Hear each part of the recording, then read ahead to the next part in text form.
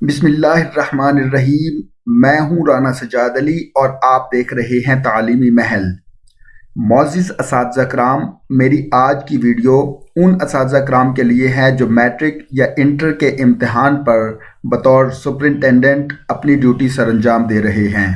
Board of intermediate and secondary education की जानिब से सुपरिटेंडेंट साहिबान को एक ऑनलाइन लिंक दिया जाता है।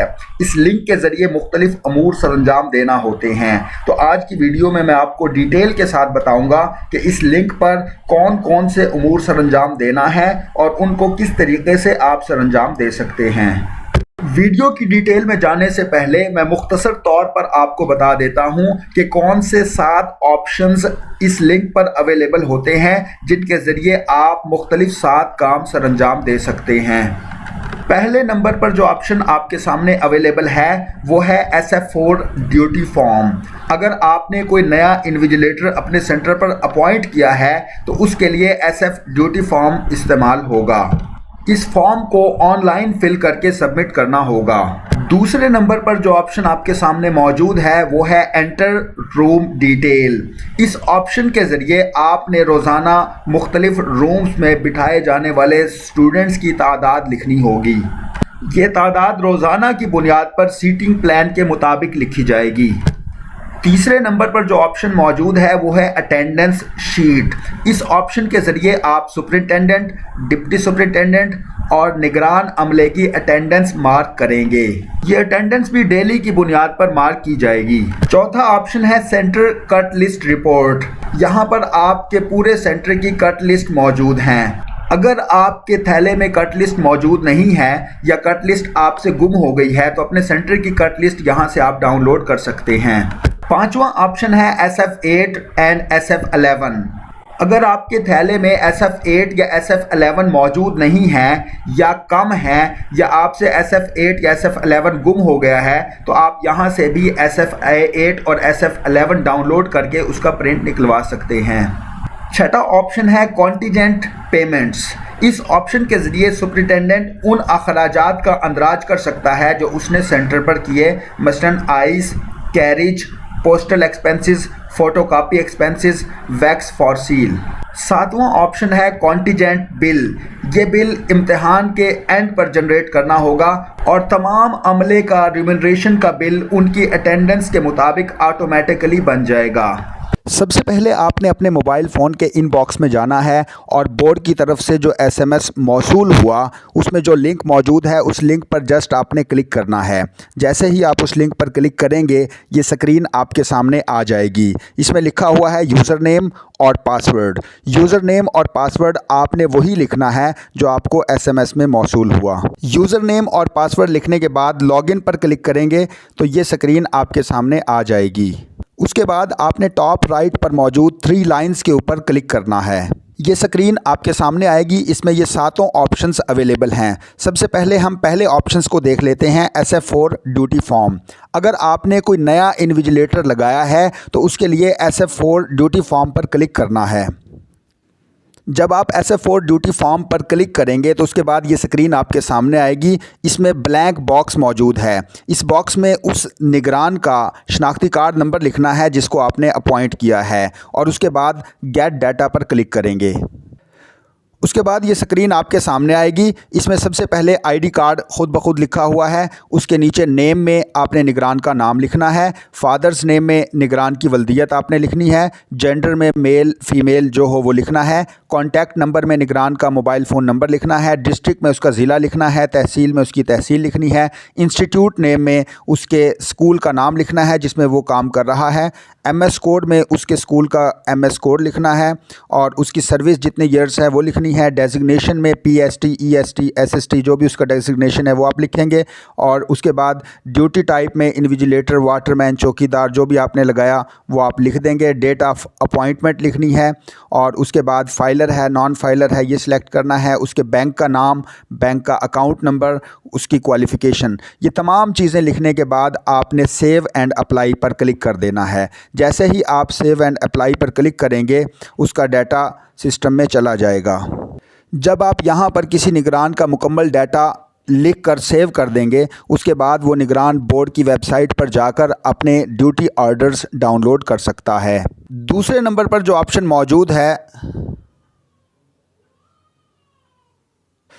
दूसरे नंबर पर जो ऑप्शन आपके सामने है वो है एंटर रूम डिटेल। इसमें आपने ये लिखना है कि आपने किस रूम में और किस हॉल में कितने स्टूडेंट्स आपने बिठाए। तो एंटर रूम डिटेल पर क्लिक करें। ये स्क्रीन आपके सामने आएगी। इसमें सबसे पहले लिखा हुआ होगा डेट। इसमें आज की डेट एंटर करें। उसके बाद नीचे शिफ्ट है, मॉर्निंग है तो मॉर्निंग सेलेक्ट करें, इवनिंग है तो इवनिंग सेलेक्ट करें।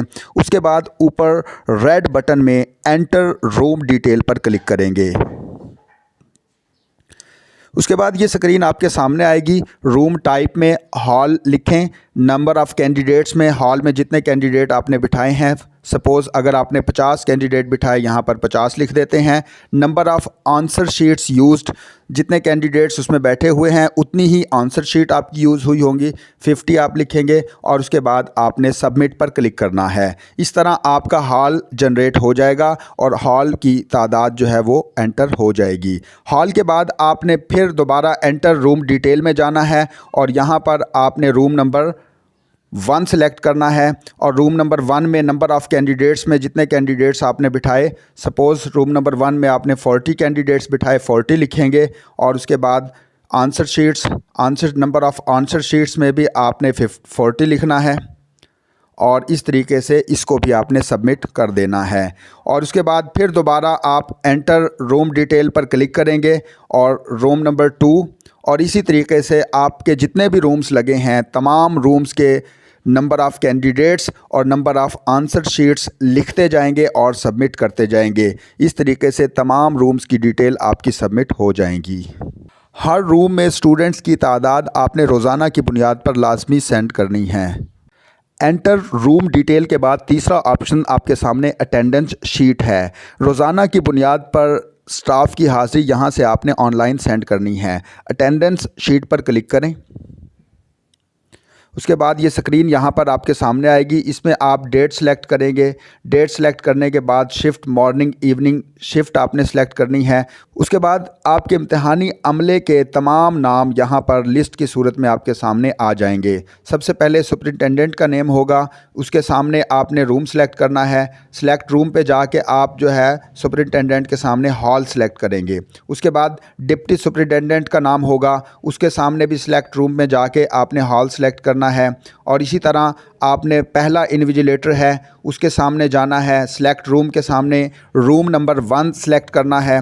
उसके बाद जिस निगरान को रूम नंबर 2 में लगाया है उसके सामने रूम नंबर 2 सेलेक्ट करना है। याद रखें, निगरान की हाज़िरी लगाने से पहले एंटर रूम डिटेल्स दर्ज करना ज़रूरी है, अदरवाइज़ अमले की अटेंडेंस नहीं लग सकेगी। इस तरह जिस इन्विजिलेटर को जो रूम आपने असाइन किया उसके सामने उस रूम का नंबर लिख देंगे और जिस निगरान की ड्यूटी आज के डे नहीं है उस निगरान की आज की अटेंडेंस नहीं लगाएंगे और उसके सामने आप कोई भी रूम सेलेक्ट नहीं करेंगे। तमाम मौजूद अमले की अटेंडेंस लगाने के बाद नीचे रेड सबमिट पर आपने क्लिक करना है। जैसे ही आप सबमिट पर क्लिक करेंगे आपके इम्तिहानी अमले की अटेंडेंस लग जाएगी और याद रखिए कि इनका रिम्यूनरेशन का बिल इसी अटेंडेंस के मुताबिक जनरेट होगा। चौथे नंबर पर जो ऑप्शन है वो है सेंटर कट लिस्ट रिपोर्ट।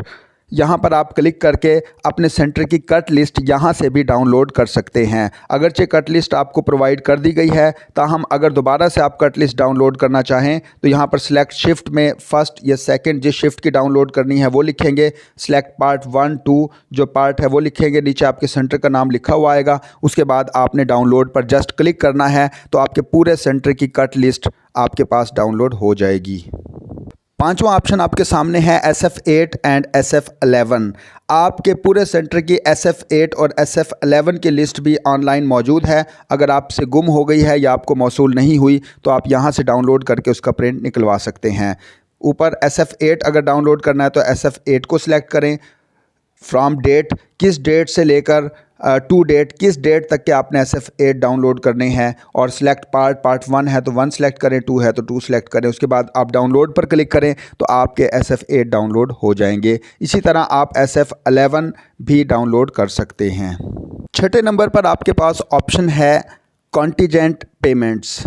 इसमें आपने उन अखराजात का अंदाज करना है जो सुपरिटेंडेंट इम्तिहान को कंडक्ट करने के लिए करता है। एंटर पेमेंट डिटेल्स पर क्लिक करें। उसके बाद एक्सपेंस टाइप, जैसे आइस बर्फ़ ली है तो आइस को सिलेक्ट करें। इसी तरह कैरिज है तो कैरिज को करें। वैक्स फॉर सील, लाख वगैरह है तो उसको सिलेक्ट करें। पोस्टल एक्सपेंसेस, डाक के अखराजात के लिए पोस्टल एक्सपेंसेस को। अदर एक्सपेंसेस, फ़ोटो कापीज़ अगर आपने की हैं तो आपने इसको सिलेक्ट करना है। और इसको सिलेक्ट करने के बाद अमाउंट इन रुपीज़, कितने रुपए इस पे खर्च हुए ये लिखने हैं और उसके बाद आपने सबमिट करना है। इसी तरह अगर आपने 2 या 2 से ज़्यादा अखराजात किए हैं तो पहले आइस कर दें, दूसरे नंबर पर एक्सपेंस कैरिज कर दें, तीसरे पर वैक्स फॉर सील कर दें। इसी तरह अलग अलग एंटर करते जाएं और सबमिट करते जाएं। इस तरह सुपरिटेंडेंट अपने तमाम अखराजात को यहाँ पर लिखकर ऑनलाइन सबमिट करेगा। 7वें नंबर पर जो आखिरी ऑप्शन आपके सामने मौजूद है वो है कॉन्टीजेंट बिल। ये आपके इम्तिहानी अमले का रिम्यूनरेशन का बिल है। इस पर आप क्लिक करें। ये बिल ऑटोमेटिक जनरेट होगा। जिस हिसाब से अमले की अटेंडेंस होगी उस हिसाब से ऑटोमेटिकली बिल रोज़ाना की बुनियाद पर जनरेट होता रहेगा। ये देखें यहाँ पर निगरान अमले के नाम और उनके सामने उनका बिल की अमाउंट, सिंगल और डबल जितना उनका बिल बनता है वो सामने लिखा हुआ है और सामने जो है टोटल लिखा हुआ है और फिर इनकम टैक्स निकाल के नेट अमाउंट लिखी हुई है। इस तरीके से इम्तिहान के एंड पर आपने सिर्फ save and generate PDF bill, जो रेड में तीसरे नंबर पर ऑप्शन मौजूद है, इस पर क्लिक करना है। जब आप save and generate bill PDF पर क्लिक करेंगे तो पूरे अमले का उनकी हाज़िरी की बुनियाद पर टोटल अमाउंट का बिल डाउनलोड होकर आपके मोबाइल फ़ोन में या कंप्यूटर में सेव हो जाएगा। मोअज़्ज़िज़ असातिज़ा कराम, याद रखें इस लिंक पर 2 काम ऐसे हैं जो रोज़ाना की बुनियाद पर आपने लाजमी करने हैं। एक तो एंटर रूम डिटेल, यानी किस किस कमरे में कितने कितने स्टूडेंट्स आपने रोज़ाना की बुनियाद पर बिठाए, सिटिंग प्लान के मुताबिक उनको लाजमी एंटर करना है। और दूसरा वो काम जो रोज़ करना लाजमी है वो अटेंडेंस शीट है, यानी कि पूरे इम्तिहानी अमले की अटेंडेंस रोज़ाना की बुनियाद पर ऑनलाइन सेंड करना लाजमी है, जिसमें तमाम निगरान, क्लर्क, सुपरिटेंडेंट और डिप्टी सुपरिटेंडेंट भी शामिल हैं। उम्मीद है मेरी आज की वीडियो आपको पसंद आई होगी। अगर आप मज़ीद एजुकेशनल वीडियोस हासिल करना चाहते हैं तो मेरे चैनल तालीमी महल को सब्सक्राइब कर दीजिए। वीडियो देखने के लिए बहुत शुक्रिया। अल्लाह हाफिज़।